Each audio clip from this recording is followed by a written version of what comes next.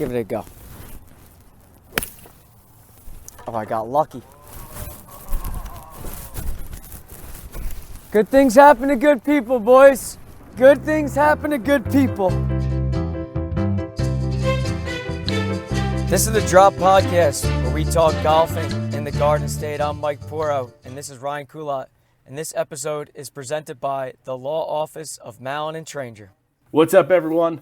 We've had another great week. Appreciate everyone reaching out and following. Keep throwing up those likes. Keep following, subscribing, all that. If you haven't yet, please go ahead and do so. You can listen and rate on Spotify at TheDROPGolfPodcast. You can subscribe to our YouTube page and check out all the content we're putting out there. That's The Drop Golf Podcast on YouTube. And it's the same on Instagram and Twitter. The Drop_pod for both Instagram and Twitter. Like, subscribe, follow, and listen along. Yeah, I mean, the response, I can't echo that enough. I mean, we're not even a month into this thing, and we have nearly 100 subscribers on YouTube, which is tremendous.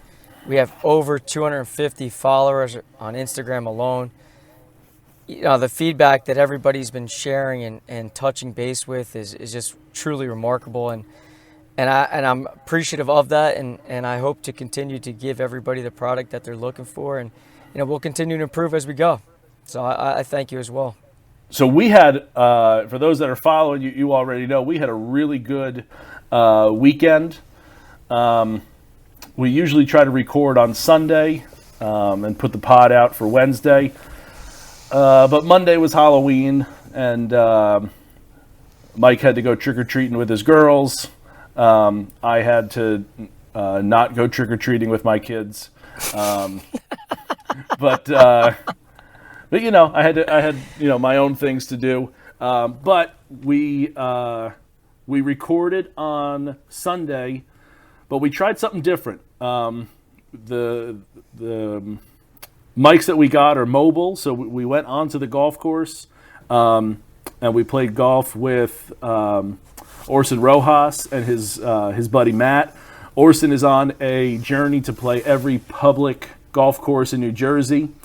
He had 3 left. One of them was Ocean Acres, and he was going to play that on Sunday, so we said we were going to tag along. So we went down, scooted down the parkway to Ocean Acres down in Manahawkin, and played with Orson and Matt. And they're 2 great dudes. Orson was telling us a little bit about his story. And Mike and I tried to record the podcast on the course.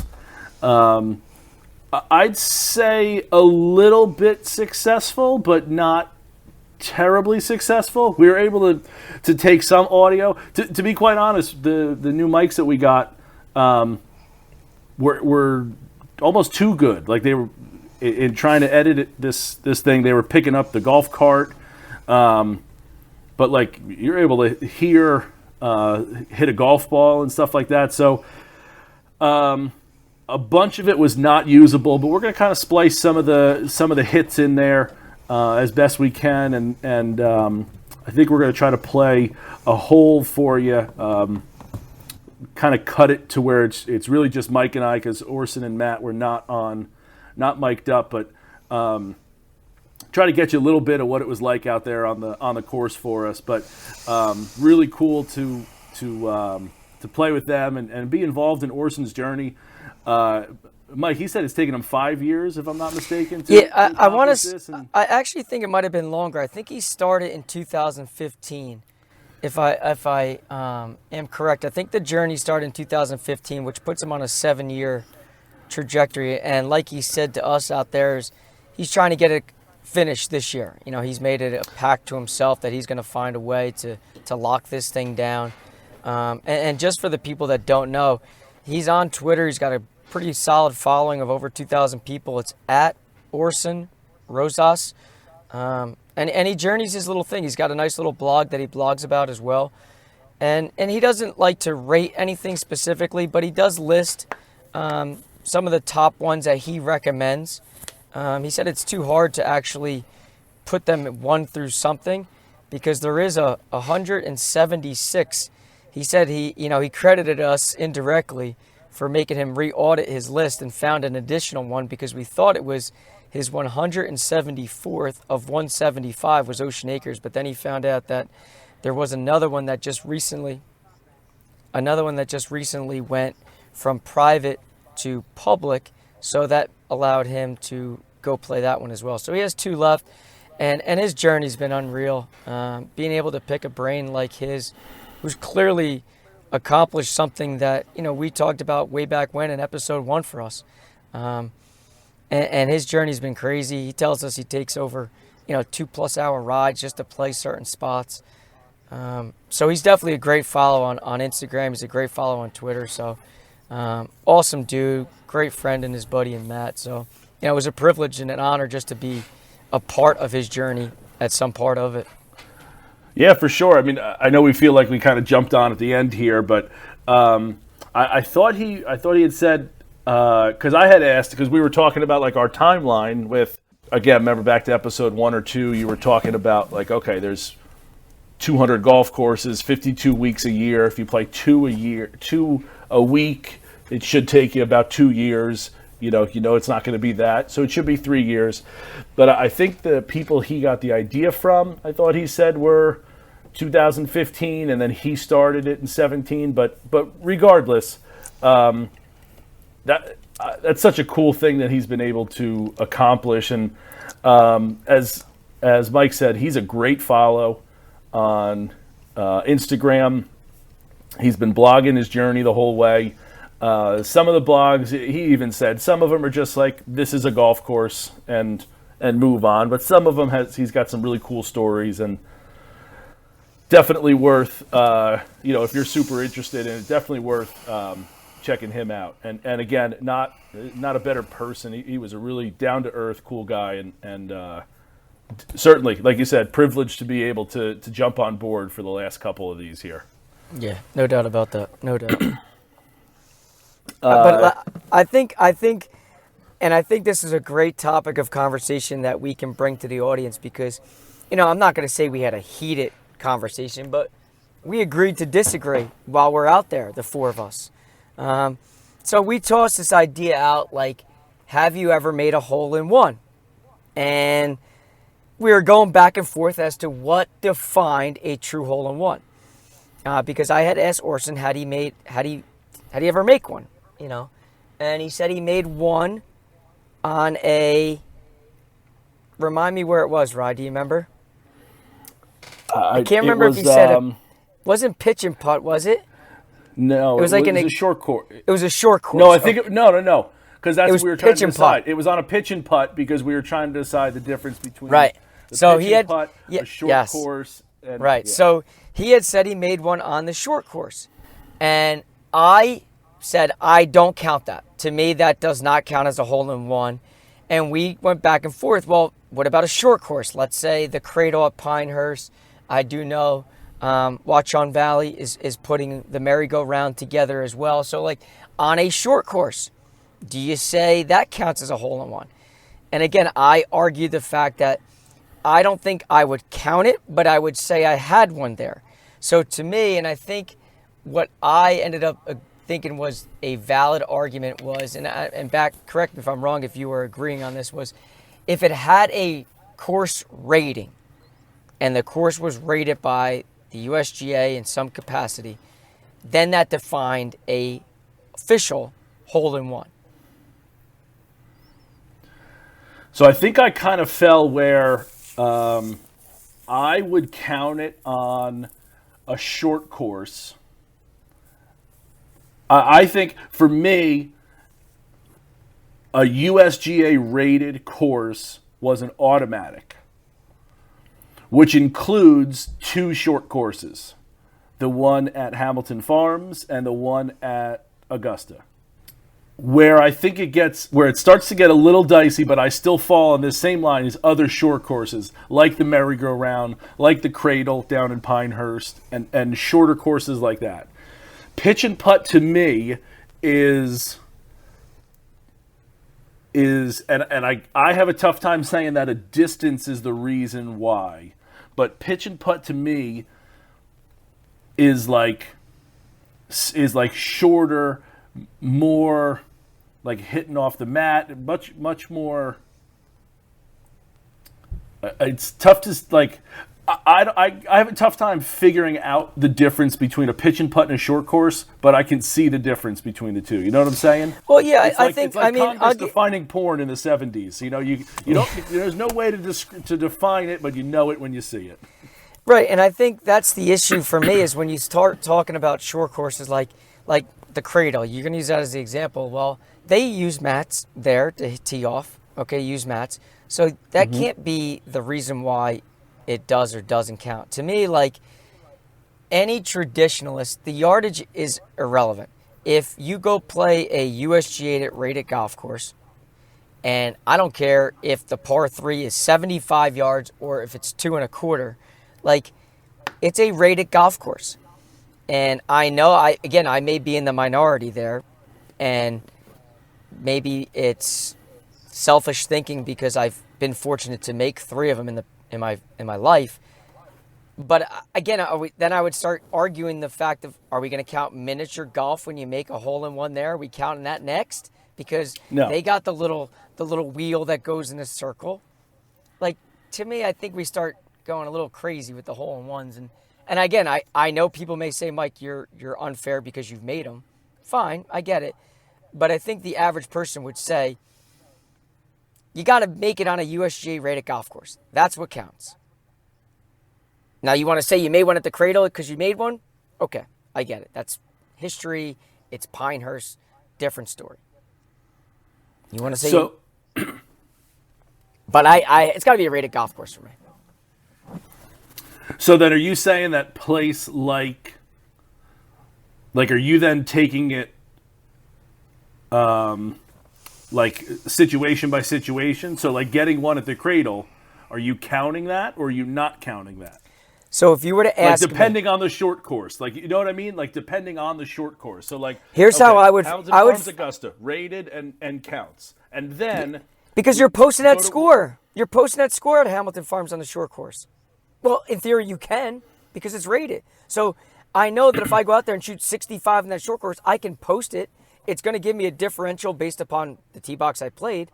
But if I made a hole-in-one at the Cradle, I would say I made 3 hole-in-ones and I actually got one at the Cradle. I wouldn't count that as 4 in a sense, how I would word it. Some people may, but I can't go put my 9-hole score in at the Cradle on my USGA app. Like I can't. So to me, there's like the unofficial and the official. Okay. But it's a great question for the audience. I mean, I would love to hear your feedback on that. I just was going to say, we're definitely going to throw it out to you.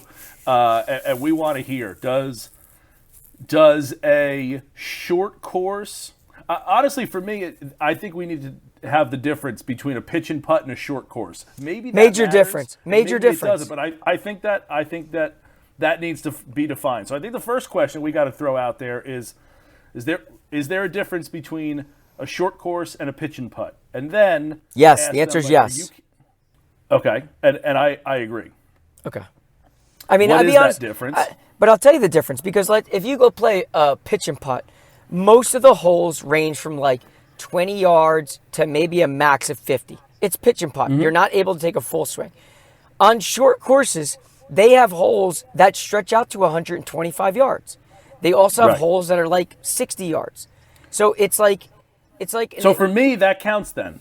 Like in my eyes, and again, I wouldn't say that like 50 yards is the number because we've played. You know, we both know of a course that has a 90-yard hole. So that's not it. But I think that's more real, and for me that counts. For me, short courses are going to count. Pitch and putts, no. Short courses, yes. Miniature golf counting for you too? No, because pitch and putt doesn't count. Okay, listen, I didn't know if you kept a record of how many miniature golf hole-in-ones you have, so I figured I'd ask that question. I actually keep pencils of all the holes-in-ones for the mini golf courses that I play. Well, speaking of the pencil thing, that is Orson's way of remembering the courses that he's played in terms of a memorabilia type thing, is he keeps the pencils pending they have the engraved name of the golf course on them, which I thought was kind of unique and different. So, listen, credit to him going back on that story. I mean, listen, I was DMing him with him on Twitter. It just so happened that when he was telling me the courses he had left, Ocean Acres was one of them. I said, we're playing with you. We'd love to jump in. And again, for the people that followed along on Instagram Live when you went live with that was another fun thing. The feedback I heard from that was really cool. It was fun to see like something live going on. So the feedback I got from that was really cool too. So listen, I just think it was an overall great day. He's a great person. His buddy's a good dude as well. And he's a sneaky good golfer too. He could hit the ball out there. And overall, I was thoroughly impressed with him and his story. Yeah, for sure. I did like, because I know we had out there that Mike has 3 hole-in-ones and doesn't know where the golf ball is to any of them. So he's not a big memorabilia guy. I have in my house, I got a collection of golf balls, but I'm not an every course that I play kind of person. I've played a couple courses a whole bunch of times, even growing up. It's not like that course it's meaningful. I don't mean like it's not, but like it's not. If I did every golf course I have, I would be on my second or third, shadow box by now. So he's the same way. He's like, as long as it's got the engraving, I think that's a super cool way, knowing that you're going to get upwards to, near 200 golf courses. Like, that's a lot of golf balls. If you were to do, I think the biggest thing for golf balls is like 50. So you're talking about 4 of those big shadow boxes that are, that's basically a whole wall in a room. So yeah. And then you start talking about was a really good thing. Yeah, and someone like him too who has 2 kids as well.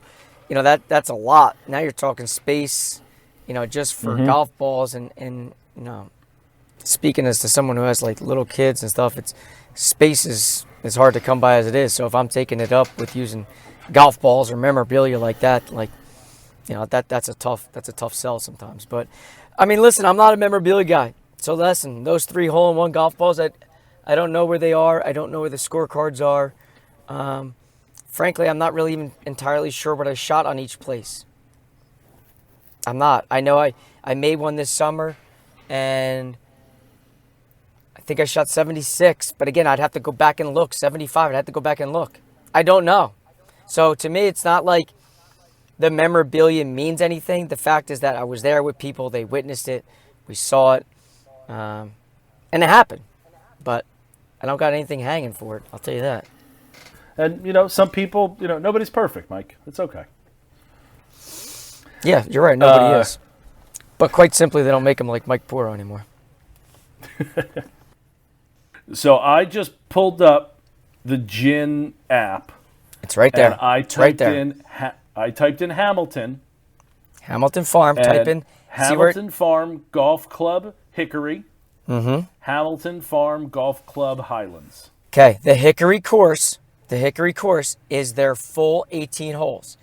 It is the only USGA rated par 3 course in the United States. That's Hickory.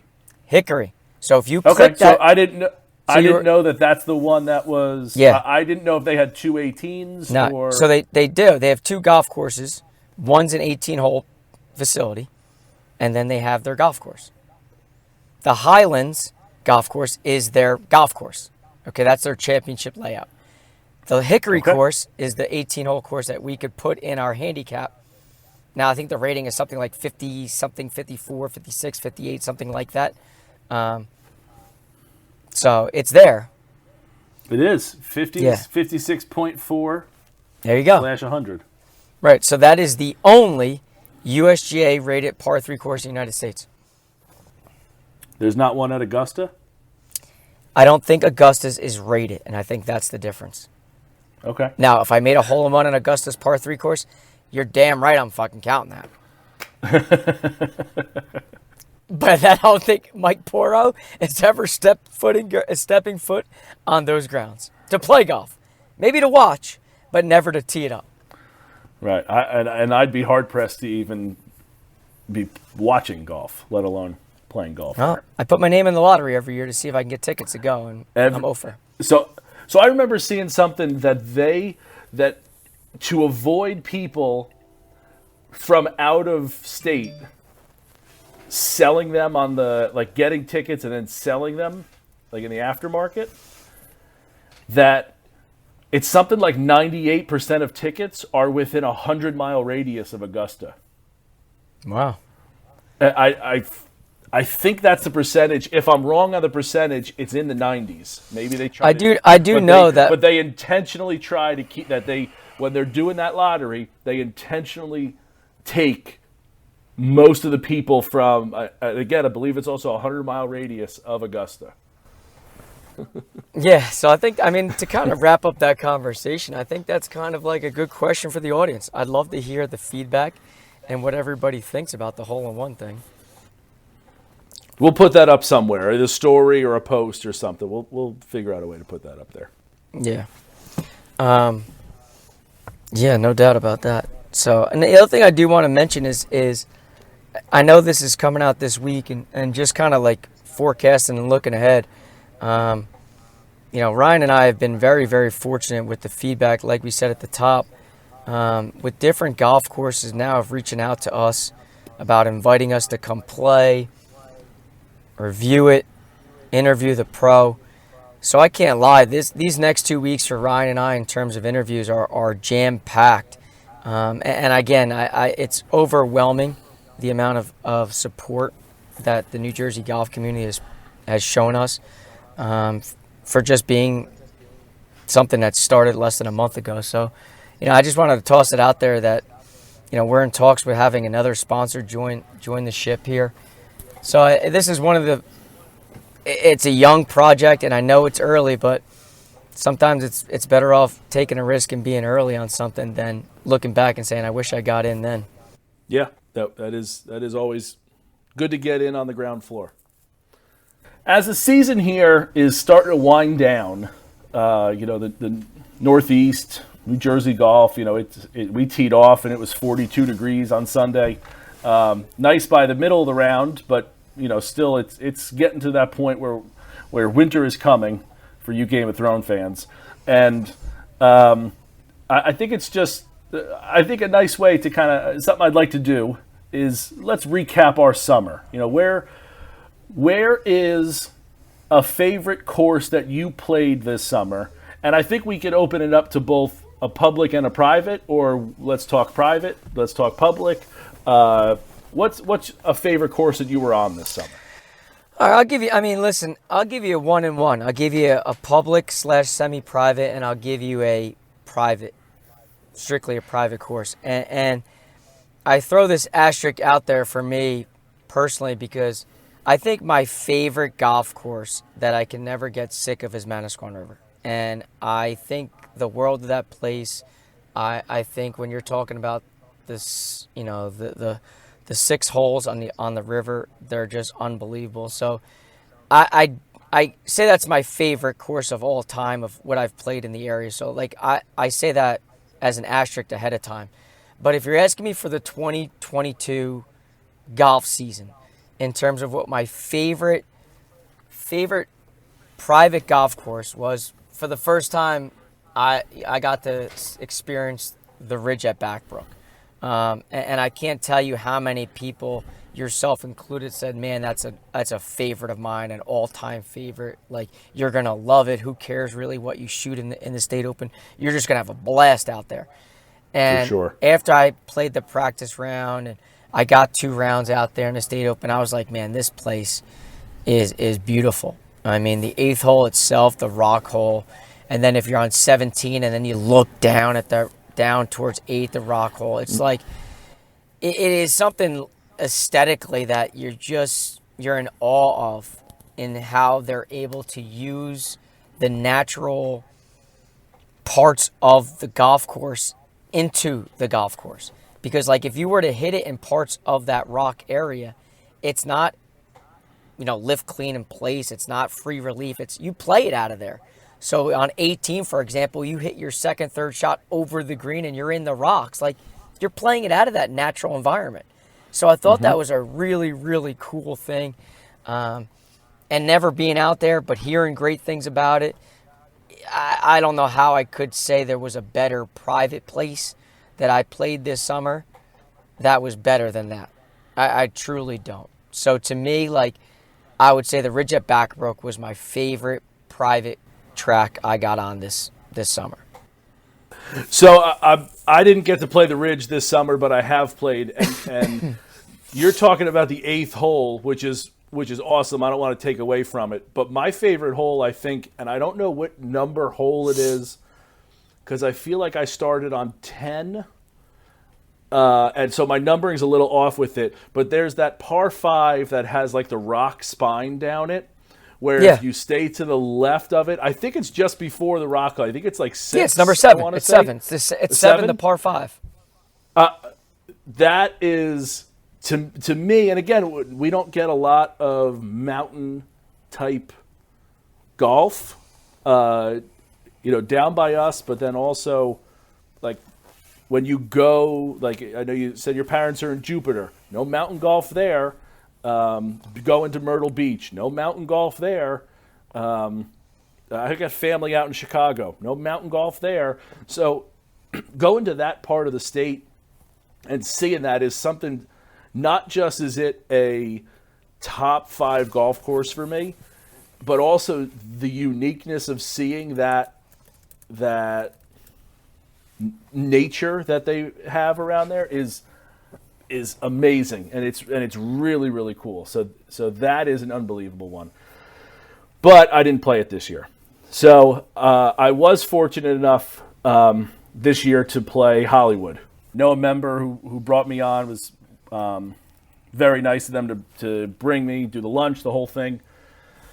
I mean, that course is incredible. It is beautiful. And the front 9 is gorgeous. I mean, it's not like, I don't want to take anything away from the front 9, but man, the character comes on in the back. The back 9 it's like, if you're not mentally ready for that back 9, you're going to be in real trouble, because that back 9 is bunkers everywhere. Elephants are living in those greens. I mean, what's your favorite hole in the back 9? Because I know right off the bat, if you ask me, like, I can tell you right now my favorite hole on the back 9 there.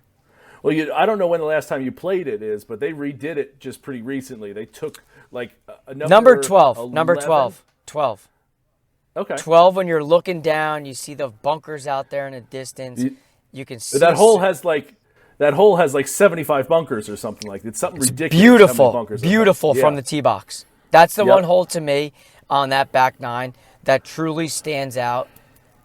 Similar the way that number 4 on the front 9 stands out there to me. That par 3 surrounded by bunkers, a little uphill shot. Like, those 2 holes, in my eyes, are the 2 signature holes of Hollywood.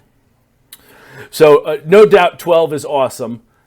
13 is a great hole. 14 is beautiful.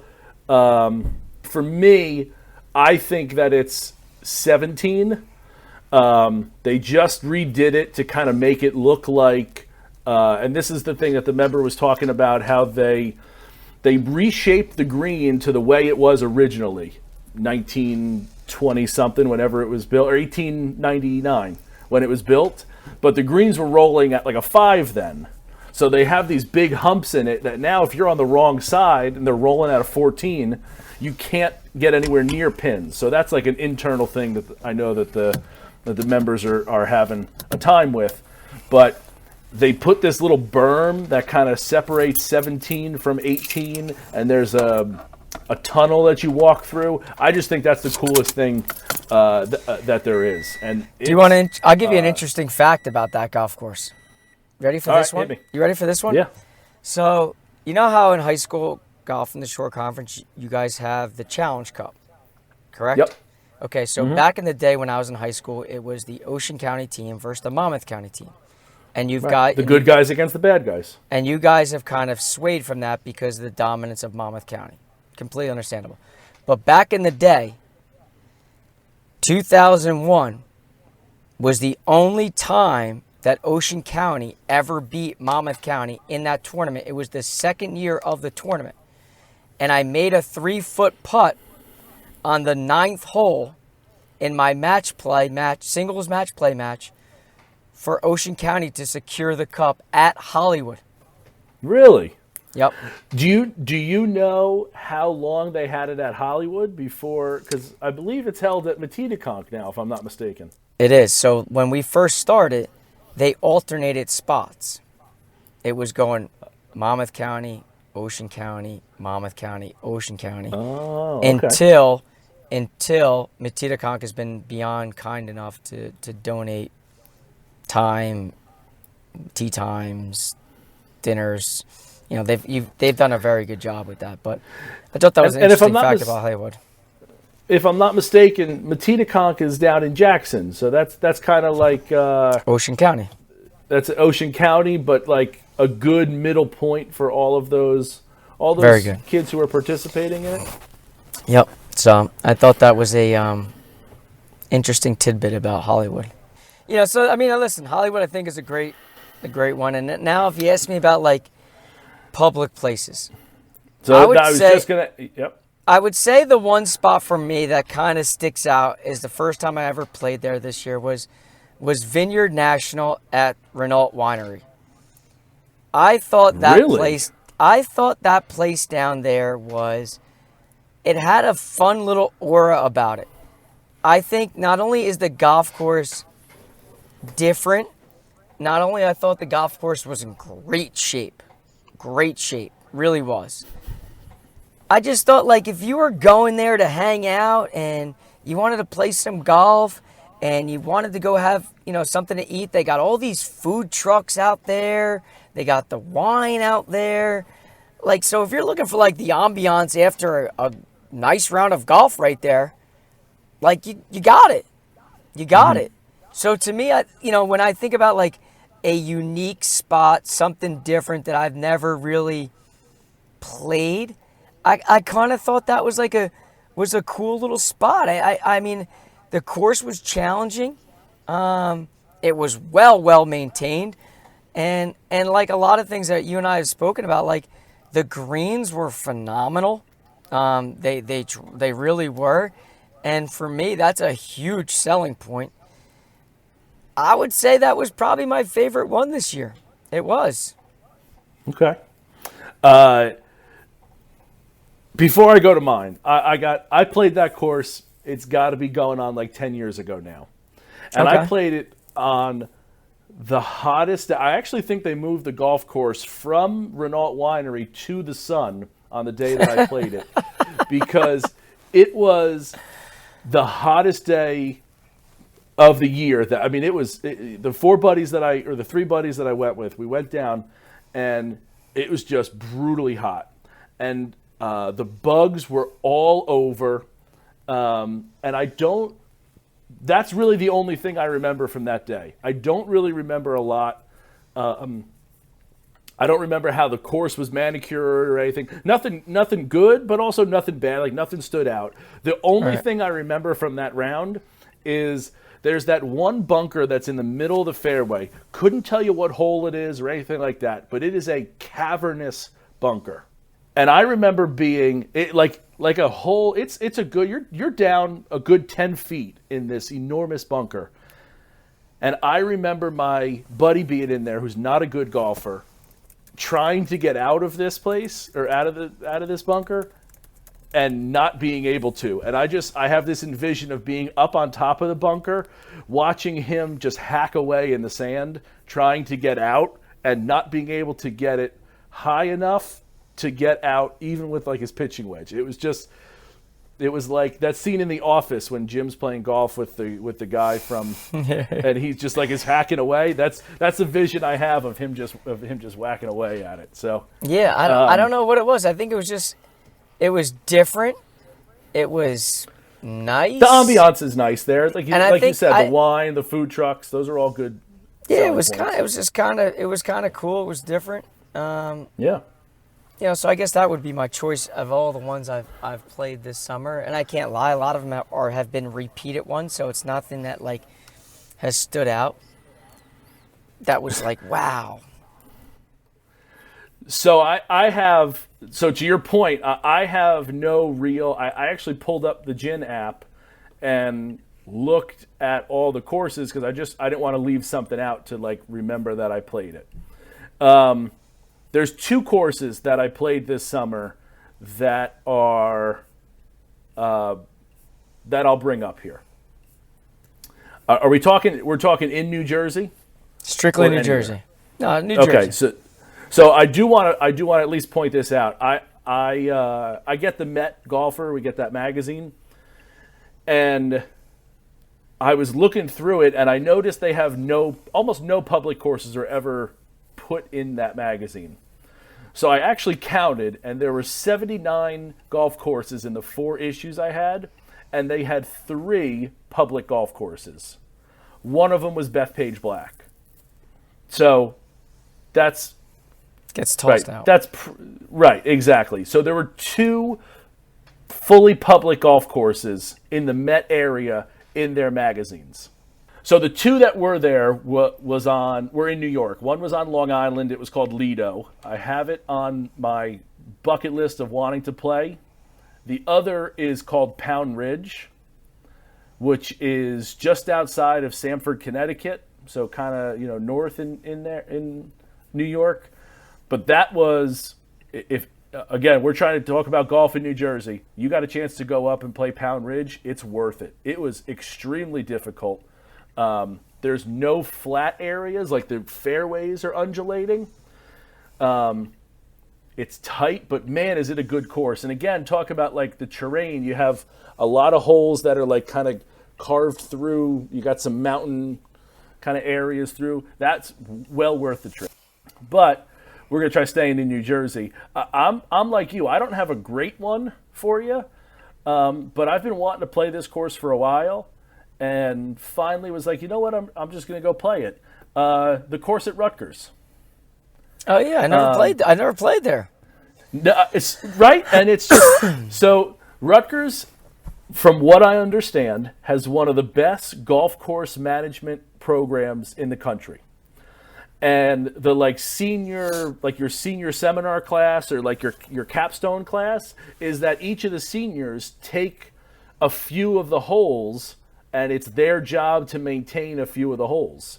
So wow, that's really cool. Yeah, so like if there's 6, if they have 6 seniors, then they're each taking care of 3 holes. And telling the guys what they need to do, and it's their job to be like the superintendent of those 3 holes. Oh, that's awesome. I thought that was super cool. So I've been wanting to do it for a while. It is literally right next to the bubble where the football team plays. Like the football stadium is right there. So it's. I mean, I'm like you could practically tailgate on the golf course and then just walk across. Not even the street. It's literally right next door. It was nothing to write home about. It's a fairly short course. I feel like it was 6,300 yards. Actually, I can pull it up right now. 31, and 6,100 yards, just about. So it's not real long. I wouldn't say it's like overly challenging or anything like that. It was just same thing with Renault. It was like a super cool experience to go and honestly to see like first 3 holes like kept really nice, well manicured. Like the entrances to the bunkers where they're bringing the machines in were like wiped away, and then you go to another hole and you'd be like, okay, this guy, like this senior is not having such a great year as that guy. You could literally tell that. Like I thought that was really cool. It had some really it was, if you're golfing in New Jersey, get up to Rutgers because it's well worth the trip. It's a great experience. It's a nice little. Cool. It's not a world beater. It's not terribly long. It's not overly difficult. It's got some cool quirks to it. Not even quirks, but like it's got some cool features to it, and it was well worth it. I was so happy I went. Yeah, I'll tell you what. Since you've never played it, I'll go with you again.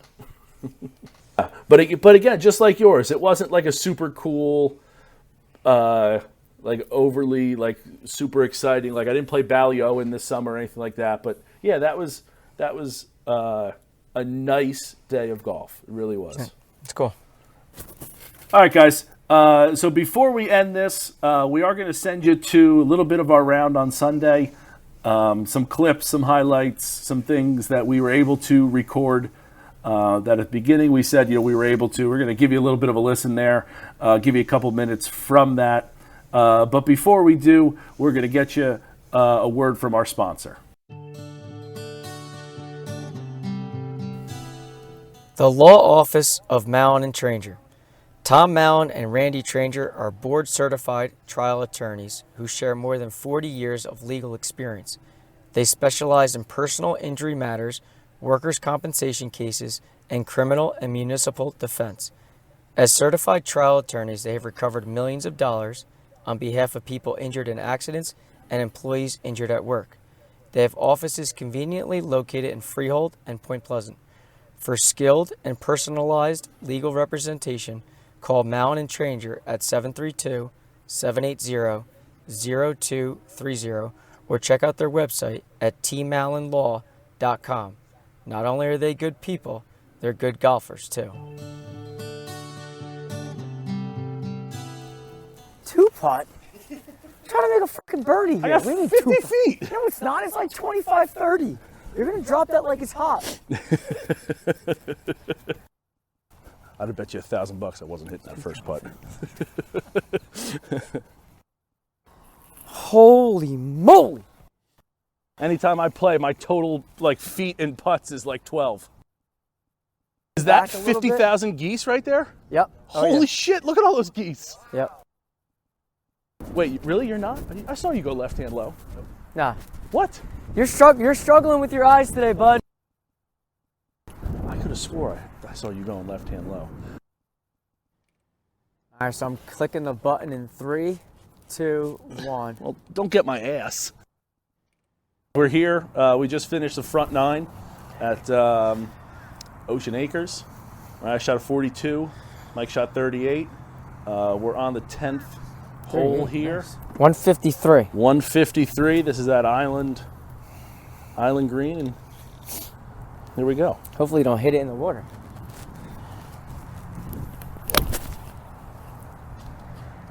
Keep drawing. Whoa. That went long. Where'd it go? It went long. No.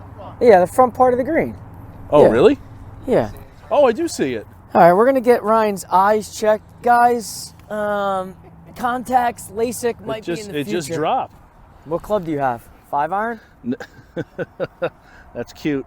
5-iron? I got an 8-iron. Hybrid. Oh, God. I'm going to try cutting a little off. 153. He's got a hybrid, folks. 19 degree. Wow, that was actually so solid. Great bounce. Wow. Thank you. Let's go. Wow. Not too shabby there, buddy boy. All righty. Not too shabby. Let's see what we can do. Wow, those are 4 shots, I think, like in the green vicinity. Mike, I think you're the only one not to hit the green. Yeah. All right. Here's our drop area for the drop pod. And we got a couple dancers. I got 4. Mike's claiming that he's on the dance floor. I am not 'cause on the he's green. putting, but Nope. That's not true. Let a But we'll man let him dream. think that. Not on the green. On the green. On the green. On the green. You need me to mark? No, if I hit your ball, I can't make it. Okay. So, I want to make it. That's good. I'd encourage you to make and it. I got to hit it because it's going to be slow. Let him in. Oh, you got to be kidding. Nice roll. All right. I actually took out the driver for that one. Still I think couldn't. that's me. Yeah, this is you. Still couldn't get it there. But I'll take the par. For sure. All right. Par 3s have been playing pretty well today. You know that? I fixed your divot already. You did. Thank you. Yeah, Very kind of you. Yep. Very kind. He's even par on the par 3s today, folks.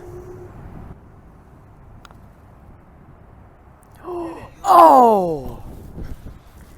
Well, we make everybody putt it out, so he is not done yet. Oh, and he sneaks it in the right side. Not a bad hole here. Back there. 10th hole at Ocean Acres. Par 3. A park in the distance. A little bridge that gets you across here. Got the clubhouse back there. Not too shabby. I agree.